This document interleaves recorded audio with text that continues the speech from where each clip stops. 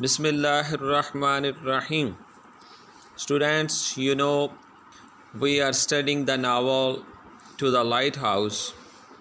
Today, we are going to study another important question, which is relation of art to life, or the theme of nature of reality, or the double vision or multi-perspective. If you read or listen previous lectures, you may found that the novel is a complex novel, and it's true that it's a complex novel, and different critics have interpreted in different way. For example, according to Norman Friedman, the To the Lighthouse centers on the question of order and chaos. इसके मुताबिक Norman Friedman के ख्याल में कि light house के अंदर किन सवालों के जवाब मौजूद हैं, उनमें आर्डर और क्यास की बात की गई है। आर्डर मीन तरतीब और क्यास मीन बेतरतीबी है, बेढंगपन है। इनके दरमियान डिस्कशन की गई है। Male and female relationship, the characters are either male or female, and what is the influence of male characters on female characters, or the influence of female character on male characters, and how the novel was dominated by the personality of Mrs. Ramsay, and it's about the permanence and change. Some characters are permanent, like Mrs. Ramsay's good qualities and traits remained permanent in the novel, but Mr. Ramsay undergoes a transition from his egoism to its selflessness, and it is about the intellect and intuition, where the character of Mrs. Ramsay was an intuitive character, and Mr. Ramsay was an intellectual personality having relation with reality. That's why he was egoistic. And it is about the two different approaches of these two characters. इसी तरह आपको याद है कि मैंने इसकी story के अंदर बात की थी कि how the novel was completed, what is the theme and structure of the story. It's the simultaneous completion of Lily Briscoe's painting and the arrival of Mr. Ramsay, James and Cam at the lighthouse. कि एक ही वक्त के अंदर कश्ती के अंदर mister Ramsay, उसका बेटा जेम और बेटी कैम जो है वो लाइट हाउस की तरफ आ रहे हैं, और दूसरी तरफ मिस लिली ब्रिस्को जो है वो अपने कैनवस ब्रशेस के साथ वहाँ पे पेंट कर रही है। तो जो ही वो लाइट हाउस पहुँचे हैं, उसी वक्त लिली ब्रिस्को ने अपनी पेंटिंग को कंप्लीट किया है। तो ये जो बैक वक्त completion of Lily Briscoe's painting and the arrival of these characters at lighthouse है, इसे हम कह सकते हैं कि एक्चुअली इसी से जो है बुक मुकम्मल हुई है। तो ये तो फ्राइडमैन का ये इस तरह से वो इस नावल को देखता है। अकॉर्डिंग टू सम क्रिटिक्स, कुछ और क्रिटिक्स की बात करते हैं। Mr Ramsay is undergoing a transition from his formal intellectual personality to intuitive one. इसकी बात भी पहले कर चुका हूँ कि किस तरह मिस्टर रामसे के अंदर वह चेंज अकर हुई है। इसके साथ साथ Lily is moving from form to concern, या अंडरलाइन भी आपके सामने, Lily is moving to form and concern. Form क्या, जिस तरह एक रॉ मटेरियल होता है जिससे कोई चीज़ बनती है। अगर पेंटिंग की बात करें, the style of a painter, the techniques he uses and the media he uses, everything, the colours, brushes, all these are the forms of the painting. And उसके बाद जो तस्वीर बनती है, जो शक्ल बनकर सामने आती है, दैट इज़ द कंटेंट है उसके, और वही कंसर्न है जिसके साथ जो वो बनाना चाहती है। With the content a shift from time to timeless. तो जब वो किसी मिस्टर मिसिस रामसे की को पोर्ट्रेट कर रही है, ये अपनी माँ को वो पोर्ट्रेट कर रही है मिसेस रामसे की शक्ल के अंदर। तो when he is portraying the living characters, the living souls, they are bounded in the time, they were once born, they have to die one day. जो पैदा हुआ उसे मरना है, तो यहाँ से लेकर इसके अंदर हम वक़्त की कैद के अंदर हैं। इसी तरह माइंड के अंदर the mind is divided into consciousness, सब कॉन्शियसनेस एंड अनकॉन्शियसनेस। तो माइंड के अंदर ये जो तरतीब पाई जाती है, ये भी टाइम के साथ इसे जोड़ा गया। इसकी बात जाकर आगे टाइम थ्योरी के अंदर भी करेंगे। लेकिन जब उन्हें पोर्ट्रेट कर दिया गया है, अब वो टाइम की कैद से आज़ाद हैं। Let me give you the remind you the poem of the ode of John Keats when he was standing in front of Grecian urn. The urn was living there. He said, he addressed the urn that you will be here forever, but we, the generations of us, the living generation will come, they will change. Today I am standing in front of you, and after me my generation will come to see you, but you will be here. क्योंकि वो timeless है। जो art है, art के ऊपर वक़्त की कैद नहीं है। तो ये इस तरह से उसके कंटेंट जो हैं वो टाइम से टाइमलेस हो रहे हैं। यानी ये बात कह रहा है कि इट्स अ कंप्लीशन ऑफ उसकी पेंटिंग की बात है। And a shift from egoism to selflessness, ये मिस्टर रामसे की बात है कि जो एक ईगोइस्टिक पर्सन था, having concern with reality only, he didn't consider the emotions of his children, that's why they hate their father. और अब वो सेल्फलेसनेस की तरफ जा रहा है। इसी तरह कुछ और क्रिटिक्स हैं, they think that this simultaneous convergence is a clumsy device which solves no problem. उनका मानना है कि ये जो कन्वर्जेंस है, ये जो simultaneous completion of Lily Briscoe's painting and James and Mr. Ramses and Cam's arrival at the right lighthouse है, it's just a clumsy device। ये बड़ा बदा किस्म का, ओछा किस्म की टेक्निक इस्तेमाल की और इससे कोई भी मसला हल नहीं हुआ। Means it didn't contribute in the completion of the book and the full significance of the trip to the lighthouse is not grasped. और कहता है इससे मुकम्मल तौर पर वो जो ट्रिप है लाइट हाउस की तरफ, ये कोई भी इतना इम्पॉर्टेंट नहीं। और ये ऐसे नहीं है कि जो हमें जो है वो मुकम्मल तौर पर पकड़ ले और जकड़ ले कि हम कह सकें कि वाकई में इससे एक काम मुकम्मल हो गया, एक टेक्निक के ज़रिए बुक मुकम्मल हो गई है। यस, यहाँ से इस क्वेश्चन की एक बुनियाद आपको समझ आएगी आगे।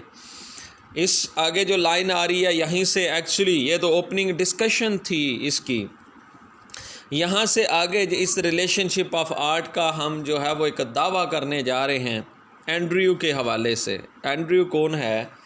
The oldest son of mister and Mrs Ramsay. Andrew replies in answer to a question of Lily about the content of his father's books. He said, the content of my father's books are subject and object and the nature of reality. Subject and object and nature of reality. यहाँ पे 3 चीज़ें हैं, उन्हें जोड़ने की ज़रूरत है। एक है subject means the subjective approach, आगे जाकर इसी के ऊपर तो डिस्कशन है। Object means the objective approach and the nature of reality, और रियलिटी को जानने का। आप इससे पहले भी प्रोस के अंदर पार्ट 1 के अंदर पढ़ चुके हैं। I taught you the subjective and objective approach, that how we understand the reality, and you are very much aware about the Platonic concept of subjectivism and the concept of his pupil about the objectivism. तो ये दो approach हैं जिससे हम reality को understand करते हैं। And the novel revolves around the same problem, that how we recognize reality। पूरे नावल के अंदर ये दो अप्रोच हैं। जिस तरह एक रेलगाड़ी एक पटड़ी के दो हिस्सों के ऊपर चलती है, तो अगर एक उसमें से निकाल दिया जाए तो बैलेंस ख़त्म हो जाएगा, और अगर ये बैलेंस ख़त्म हो गया तो ये जो स्मूथ रनिंग ऑफ रेल है ये पॉसिबल नहीं रहेगी। इसी तरह ये ज़िंदगी की गाड़ी, ये लाइफ जो है यहाँ पे दिखाया गया कि ये दो अप्रोच हैं towards the same understanding of the reality. It is the relationship between two approaches to relate the life. इनके बगैर कभी भी ये बैलेंस नहीं रहेगा। One person looks at another how man looks at nature. तो ये सवाल यह है कि एक शख्स दूसरे की तरफ कैसे देखता है। तो एक शख्स का दूसरे के अंदर जो कम्युनिकेशन है, जो कन्वर्सेशन है, जो रिलेशनशिप बिल्डिंग है, तो हम किस तरह एक शख्स को रिकॉग्नाइज करता है, किस तरह पहचानते हैं, किस तरह ताल्लुक़ कायम करते हैं। How man looks at nature, nature की तरफ हमारा रिलेशन क्या है, किस तरह हम नेचर को रिकॉग्नाइज करते हैं।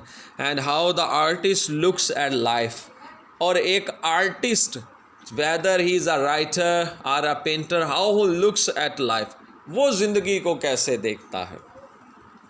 तो ये क्वेश्चंस हैं जिनका आंसर आगे जाकर मिलेगा, और यही इस नावल के अंदर क्वेश्चंस का आंसर मौजूद है।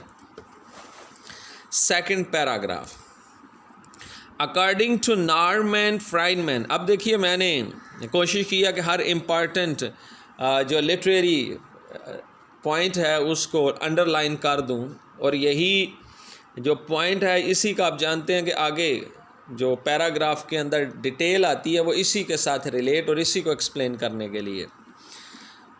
सो according to Norman Friedman, a right understanding is achieved by those who try to understand the nature of reality simultaneously from two different standpoints, subjective and objective.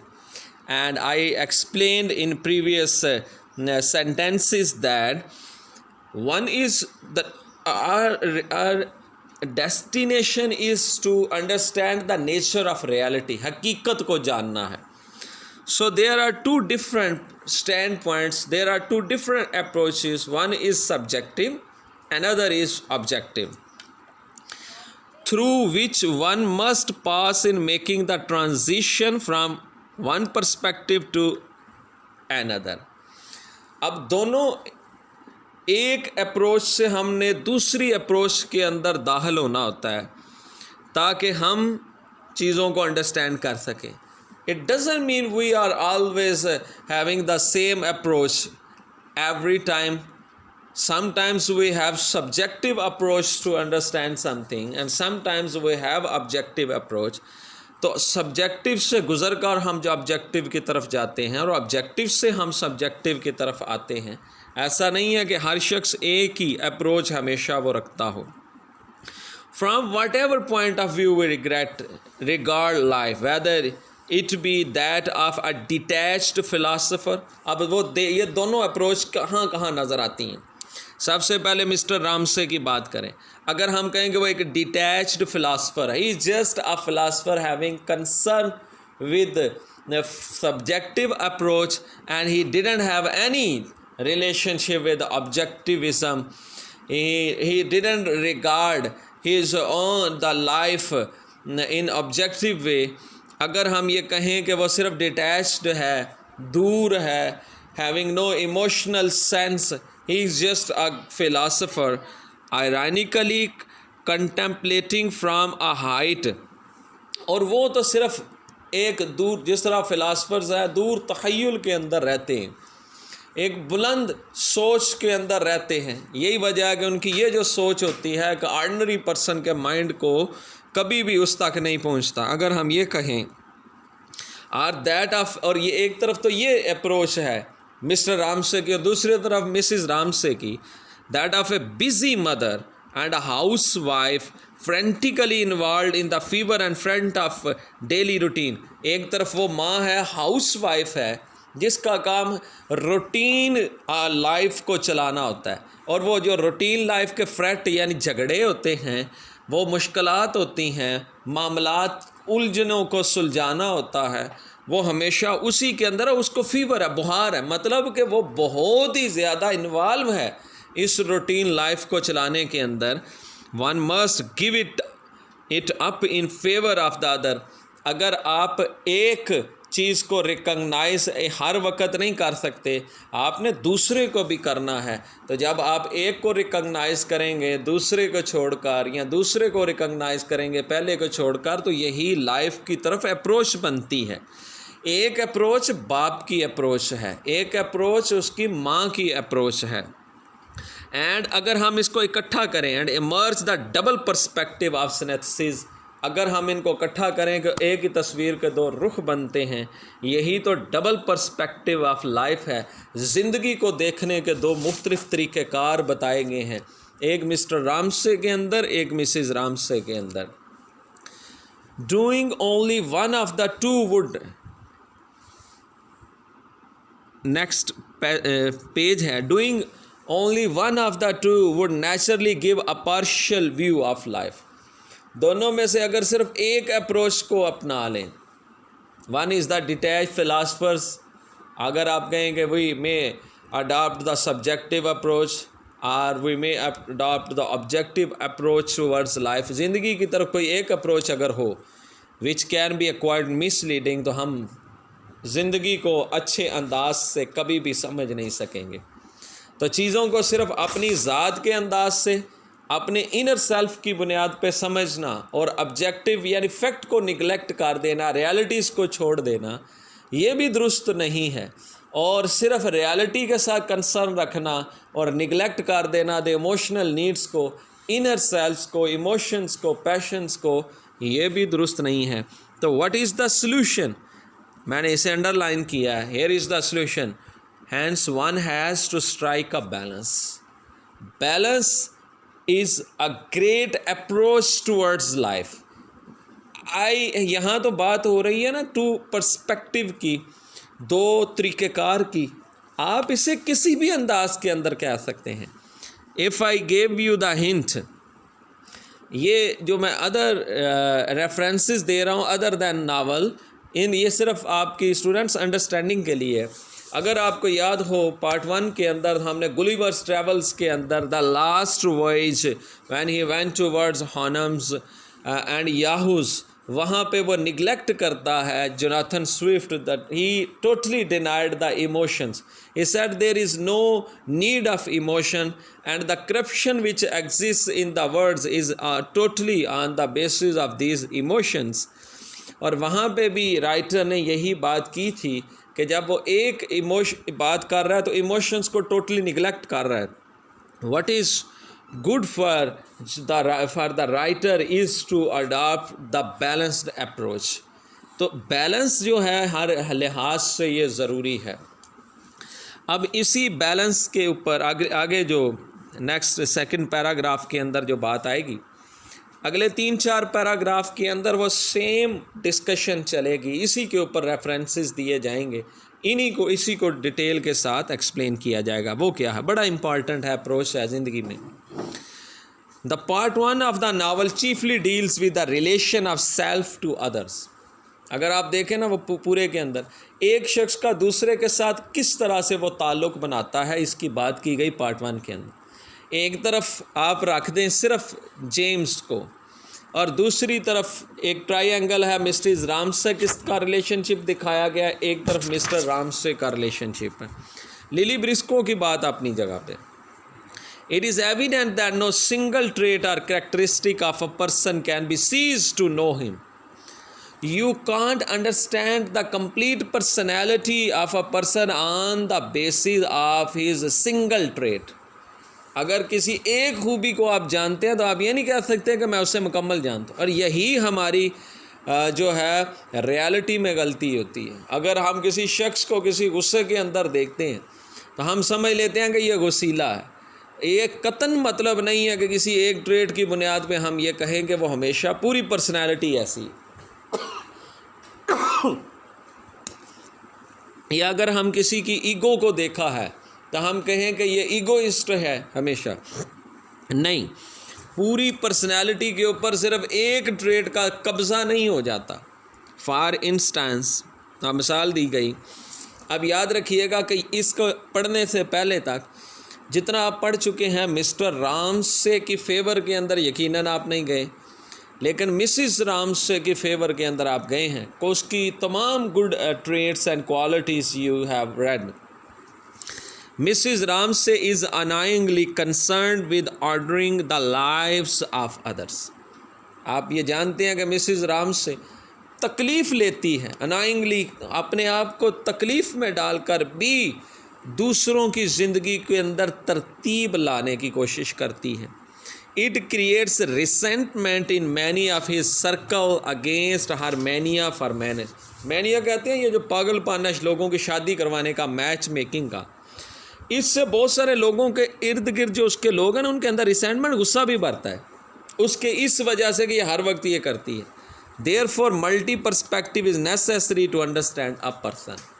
तो अगर आप कहें कि मिसेस रामसे की ये गुड ट्रेड है, if you favour Mrs Ramsay doesn't mean all favours the same person, so you can't understand a personality for his one of his trades, but the multi perspective is necessary to understand him.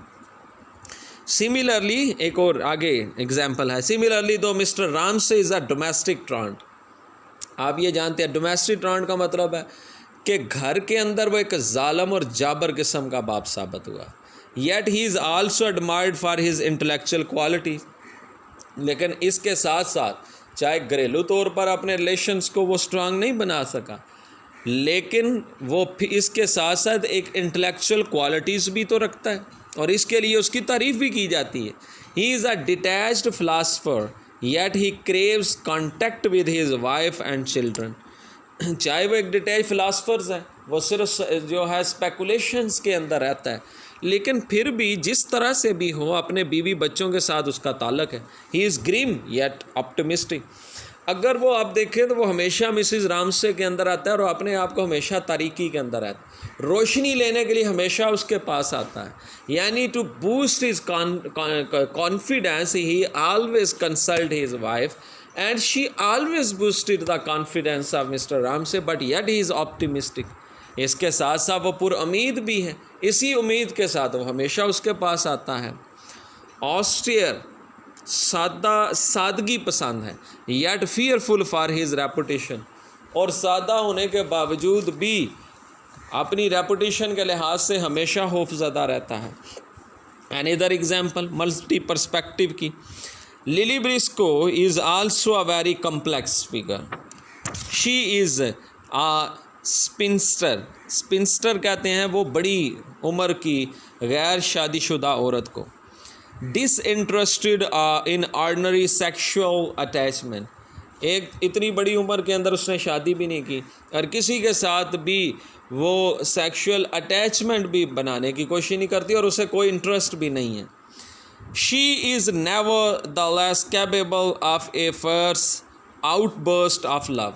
तो वो जिस तरह आम females हैं कई जिन वो मोहब्बत के अंदर मुब्तला होती हैं, तो उनके जिस तरह एक तूफ़ान उठता है तो वो भी शदीद मोहब्बत के अंदर मुब्तला हो जाती है तूफ़ानी तरीके से। ये कभी भी किसी के साथ इस काबिल ही नहीं है कि किसी के साथ मोहब्बत करे और ये शिद्दत के साथ विद इंटेंस लव के अंदर इन्वॉल्व हो सके। She is an artist perpetually worried by a blank canvas, और एक आर्टिस्ट है जो मुस्तकिल तौर पर परपेचुअली, मुश्किल ये वर्ड परपेचुअल आपने हैडास गैबलर के अंदर भी पढ़ा होगा, उसके अंदर करैक्टर के लिए जो वहाँ पे उसका मिस वो क्या नाम है उसका, फ़ीमेल जो उसकी हीरोइन है, उसका जो बच्चे का जो उस्ताद है उसके लिए कि वो एक परपेचुअल टीचर रहा है, स्टूडेंट रहा है, ये हमेशा अपने ब्लैक कैनवस को देखकर मुस्तकिल तौर पर परेशान है। But she is able to find a solution to the complex problems of art and life relationship. अब ये सलाहियत भी इसके अंदर मौजूद है. तो ये you can't understand the personality of Lily Briscoe on the basis of his single trait, her single trait, sorry. Mr. Bankes is an unselfish friend and a dedicated scientist, yet he is a self-sufficient bachelor. अच्छा, बहुत एक बेगर्ज किस्म का दोस्त है लेकिन एक बेनियाज किस्म का बैचलर भी है. ऐसा एक जो हमेशा से कंवारा रहा है, शादी नहीं हो सकी. Charles Tansley is an irritating and self centred पेडेंट.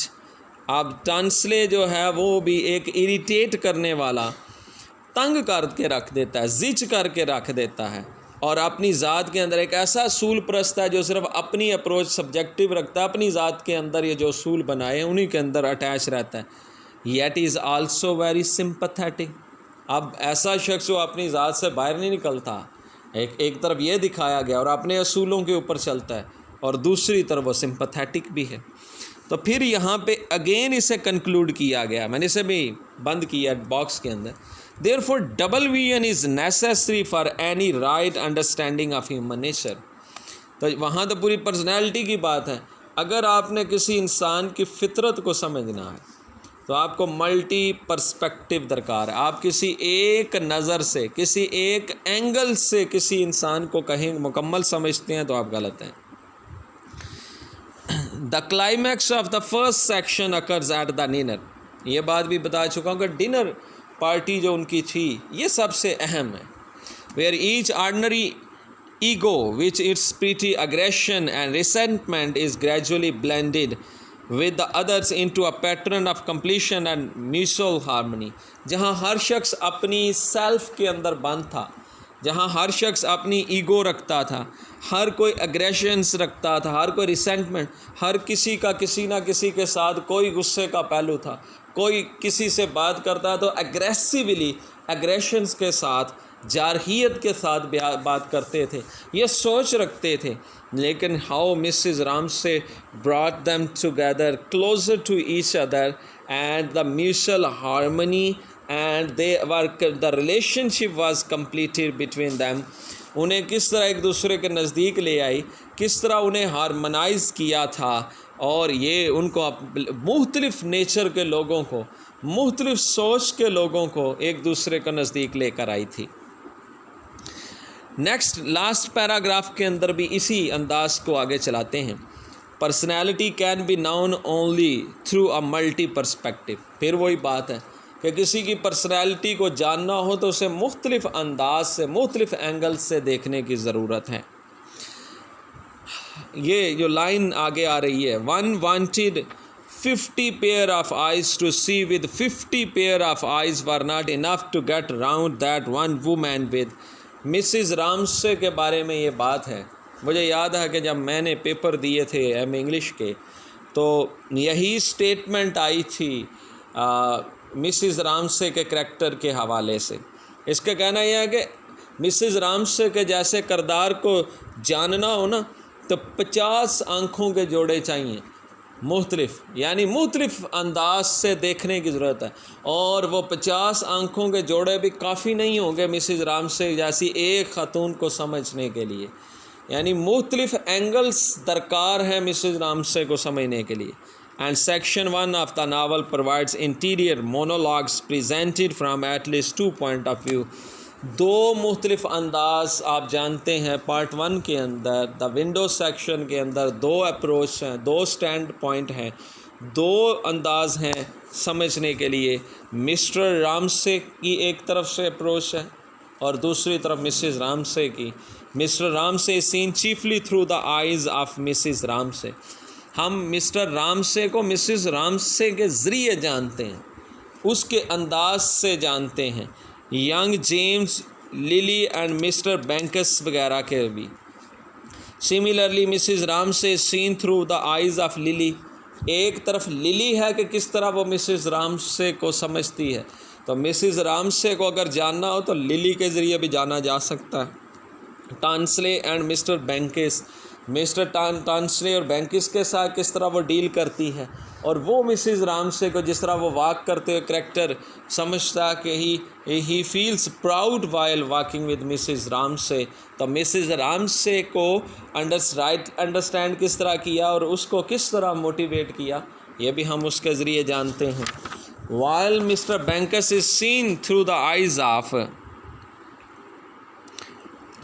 Lily, इस तरह लिली के ज़रिए हम मिस्टर बैंकस को जानते हैं। Lily is seen through the eyes of Mrs Ramsay, और मिसिज़ रामसे किस तरह अप्रिशिएट करती है लिली को, यह भी हम उससे समझते हैं। Tansley is seen through the eyes of Mrs Ramsay and lily through this technique of alteration, double VN, यानी दो मुख्तलिफ अंदाज। जिस तरह आप एक आँख देखती है ना, कोई जाला सा आ गया वो आँख के आगे, पानी आ गया वो आँख के आगे, तो जो एक चीज़ हम देखते हैं तो उसका हमें एक अक्स सा नज़र आता है, इसे डबल VN कहा जाता है। यानी आँख साफ़ ना होने की वजह से एक चीज़ का हमें साथ वो अक्स नज़र आता है। जिस तरह आप आँख को जुम्बश, आप अपनी आँख के सामने रख कर अपनी एक उंगली को जुम्बश दें, उसको वाइब्रेट करें, तो आपको उस उंगली के साथ साथ उसका एक अक्स वो नज़र आएगा। It's called the double VN। मतलब ये है कि एक चीज़ को मुख्तलिफ़ तरीक़ों से, तो आप एक पर्सनैलिटी, आपकी अपनी ज़ाती पर्सनैलिटी देखें तो मुख्तलिफ़ लोगों की आपके बारे में राय मुख्तलिफ़ है। जिन्होंने जिस ट्रेड को आपके अंदर डोमिनेटेड देखा है उन्होंने उसी तरह की राय काम की है, समझ लिया। लेकिन अगर आपने देखना हो, कहते हैं अगर आपने किसी शख्स को समझना हो तो उसके साथ सफ़र कीजिए। सफ़र करने से उसकी मुख्तलिफ़ खसूसियात, उसकी मुख्तलिफ़ ट्रेड्स आपके सामने नज़र आना शुरू हो जाती हैं। आप उसे मल्टी पर्सपेक्टिव के साथ समझते हैं, उसके साथ डील करने से समझ आती है। नेक्स्ट पैराग्राफ है, the part 2 of the novel deals with the relation of man to nature. First paragraph के पार्ट के अंदर, द विंडो के अंदर तो थी ना कि एक इंसान दूसरों के साथ किस तरह ताल्लुक़ बनाता, रिलेशन बिल्डिंग। सेकंड के अंदर आई है कि इंसान, आप जानते हैं कि इसके अंदर सिर्फ एक पॉज है, 10 साल का दुरानिया गुजरा, इंसान का नेचर से ताल्लुक़ क्या है। It doesn't merely portrait the ravages of time on the summer house. यहाँ ये नहीं बयान किया गया कि किस तरह 10 सालों के वक़्त के अंदर समर हाउस का वीरान कैसे रहा, इसका ज़िक्र नहीं है। It also shows it's equally dramatic renewal, बल्कि ये बताया गया कि किस तरह से वो फिर रीन्यू हो गया। पार्ट 1 के अंदर जहाँ वो वीरान हो गया था, तबाह बर्बाद हुआ था, चले गए, लेकिन वो आगे किस तरह रहा इसकी बात ही नहीं। लास्ट सेक्शन के अंदर तो फिर उसे रीन्यू कर दिया गया ना, दोबारा से वो ख्वाहिशें फिर पूरी हो गई। The Fortune of Ramsay family also suffers A number of serious setbacks. अब नेचर ने किस तरह ये 10 सालों के दौरानिए के अंदर किस तरह उन ज़िंदगी हुई, बहुत सारी तरक्की के अंदर रुकावटें आई मिस्टर रामसे फैमिली की ज़िंदगी के अंदर। जैसे Mrs Ramsay dies, Andrew is killed in the war and Prue dies of childbirth. तो ये मुख्तलिफ इस वक़्त के अंदर ये तरक्की तबाहियाँ हुई। Yet the reader must know the mister Ramsej work will endure. लेकिन हम ये फिर भी जानते हैं कि इनके बावजूद मिस्टर रामसे का काम अब भी साबित कदम है।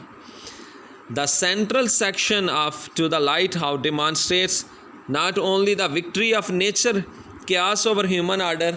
तो इंसानी आर्डर के अंदर नेचर का जो ये क्यास था कि ज़िंदगी के बारे में you can't give your opinion forcefully that what will happen, you can't predict your future.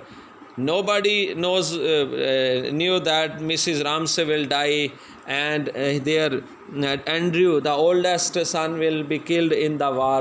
ये सब कुछ ये जानते नहीं थे। बट आल्सो इट रिवर्स, लेकिन आखिरकार फिर भी ज़िंदगी क्यास से आर्डर की तरफ आ ही गई। इस सेक्शन के अंदर क्यास ने आर्डर को दबा कर तो रखा।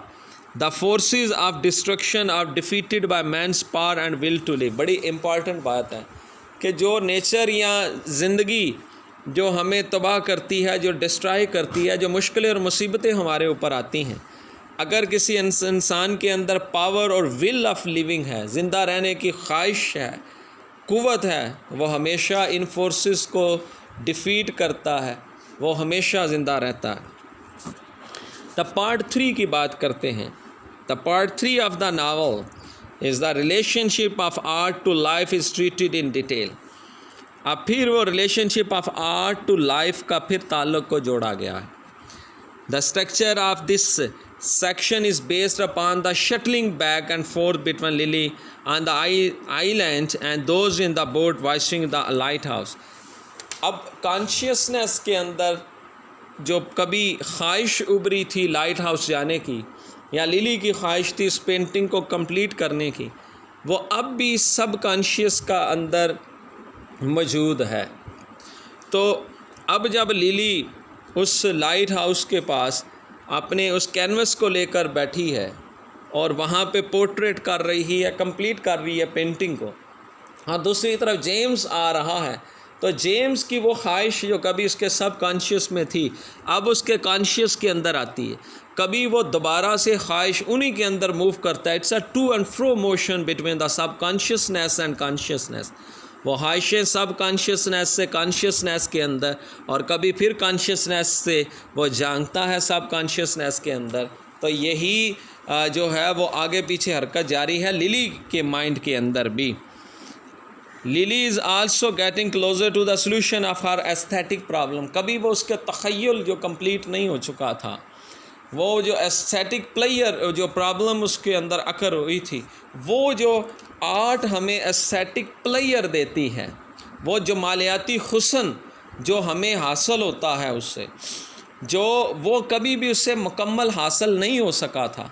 She was in problem, she is near to complete the painting, it means her aesthetic problem is solve.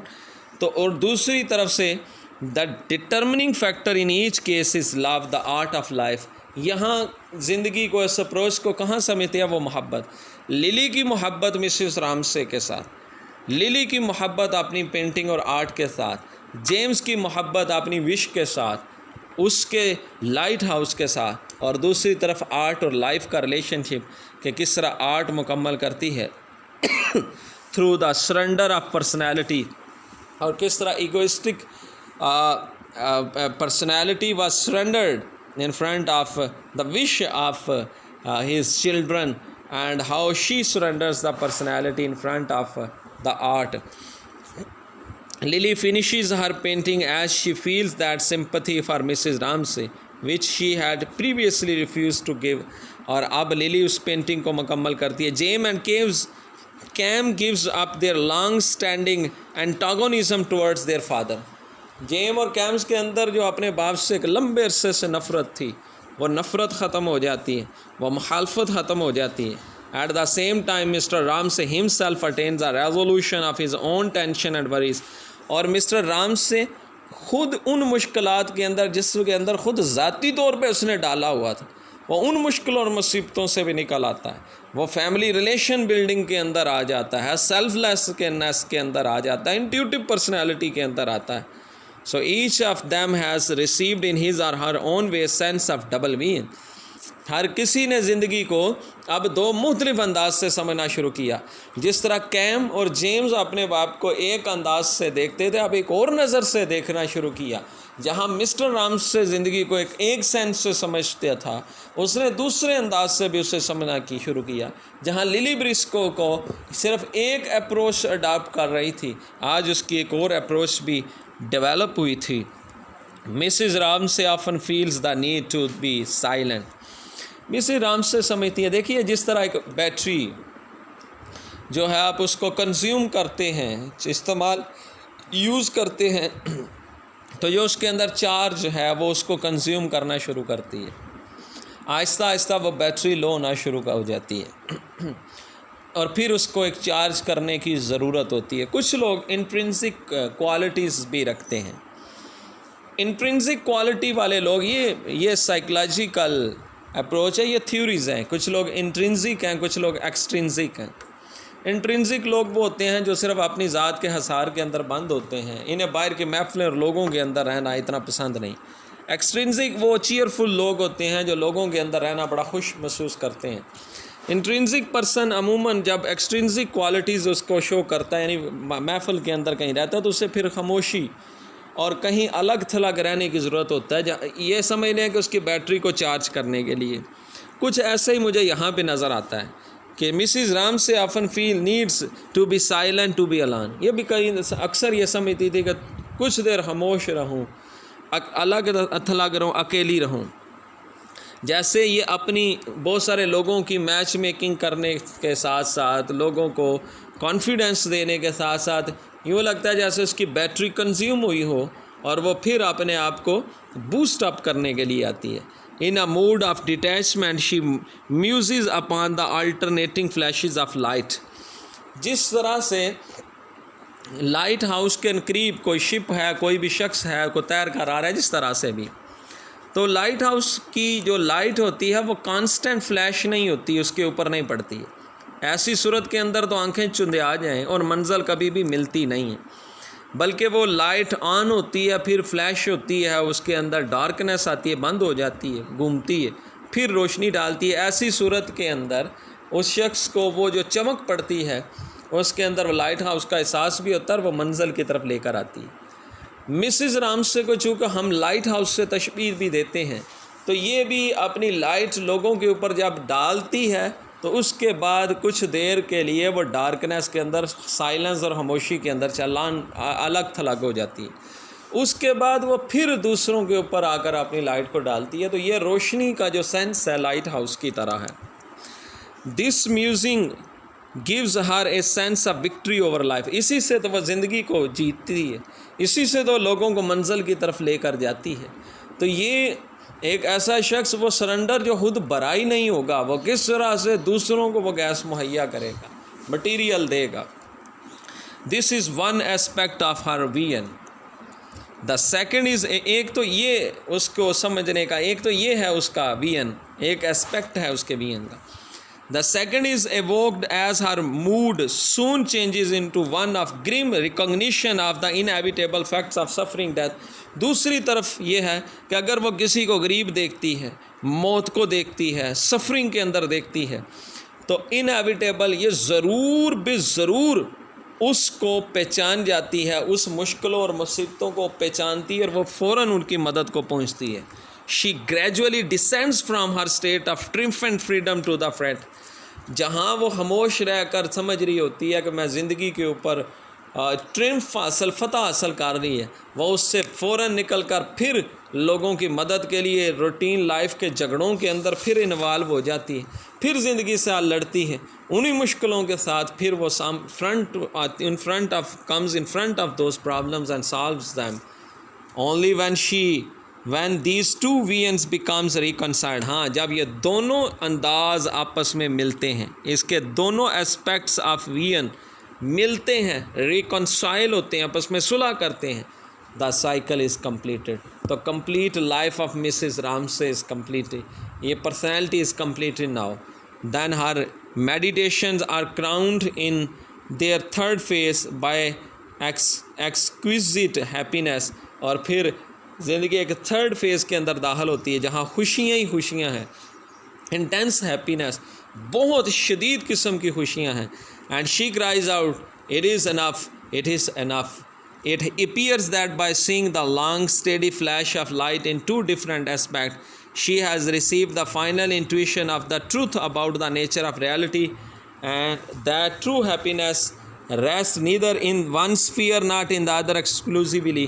ज़िंदगी के इन तमाम सेंसेस के अंदर रहकर, इन तमाम अप्रोचेस को समझने के बाद उसे ये समझ आई है कि खुशी सिर्फ़ एक पहलू के अंदर नहीं है, बल्कि दो मुख्तलिफ स्फीयर्स के अंदर है। But in achieving a harmonious balance however fragile between the two, इन दोनों अप्रोच के दरमियान एक बैलेंस दरकार है, जबकि बैलेंस बड़ा नाजुक है, ये अक्सर टूट भी जाता है और कभी एक अप्रोच से फिर दूसरी अप्रोच के अंदर चले जाते हैं। लास्ट पैराग्राफ है, in the third section as Lily begins her painting a second time her brush descends in stroke after stroke. Lily stroke के ऊपर स्ट्रोक लगा रही है, पेंटिंग कर रही है, and so pausing and so flickering she attend a dancing rhythmic movement. और कभी वो रुकती है, कभी उसे चलाती है, फ्लिकरिंग मीन जलना, जलाना है, तेज़ी से चलाती है उसे, ऐसे लगता है जैसे एक रिदम सा मूवमेंट के अंदर पैदा हो गया है। As if the pauses were one part of the rhythm and the strokes another. जिस तरह वो पुश होता आता है, बजाने के अंदर थोड़ी वक्फा आता है, फिर चलता है, तो ऐसे लगता है कि रिदम सा बना है एंड ऑल ओवर रिलेटेड हो, हर चीज़ को उसने आपस में जोड़ दिया है। The stroke and pause of the light house beam symbolises the problem of subject and object. अगर आपने सब्जेक्टिव और ऑब्जेक्टिव अप्रोच को समझना हो तो कहता है लाइट हाउस की इस लाइट को समझो जो कभी जलती है फिर बुझ जाती है, फिर जलती है और बुझ जाती है, और ये कॉन्स्टेंटली फ्लैश करती जा रही है, फ्लैश आउट करती जा रही है, रोशनी डालती जा रही है।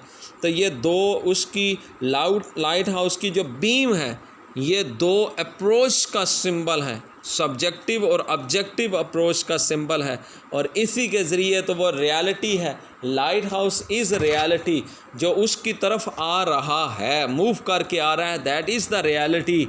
इन तमाम रियलिटीज़ को जो समझा जाता है, वो पर्सन जो मूव करके आ रहा है वो लाइट हाउस को इसी बीम से अंडरस्टैंड करता है, और ये लाइट हाउस पे खड़ा कोई शख्स उन आने वाले लोगों को उसी के ज़रिए अंडरस्टैंड करता है। तो ये रियलिटी को ये दो बीम, एक बीम की जो दो अंदाज हैं उन्हीं से समझा जा सकता है।